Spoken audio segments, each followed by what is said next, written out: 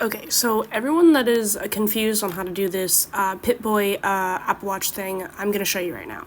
So first, what you want to do, if you do not have this app, you're going to go to the App Store on your iPhone first. And then you're going to click the search bar and type Clockology.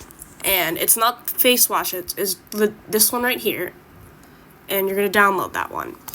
Once you have that downloaded, you're going to go wherever the app is, you're going to click on the app. So you definitely want to make sure that you have your Apple Watch connected to this. So how to do that is when you first download it, it will give you an option to make sure your Apple Watch is connected, but I'd be sure to make sure that you have your Bluetooth on so your Apple Watch is fully connected to your phone.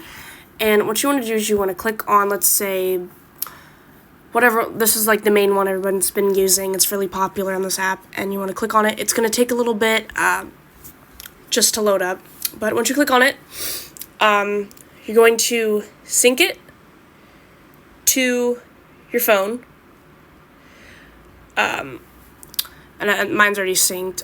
Also, what you want to do before that, I forgot to mention, is you want to go to your watch app on your iPhone and go down to General and return to clock, and make sure it's after 1 hour so you can keep seeing the thing.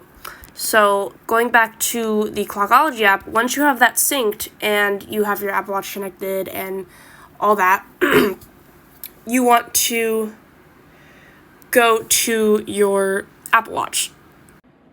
Okay, so what you want to do to get this is, what you want to do to get it all loaded up is pretty much you go to your Apple Watch and you click the Clockology app. And once you click on that, literally all you have to do is just keep it on your Apple Watch, and then that's it.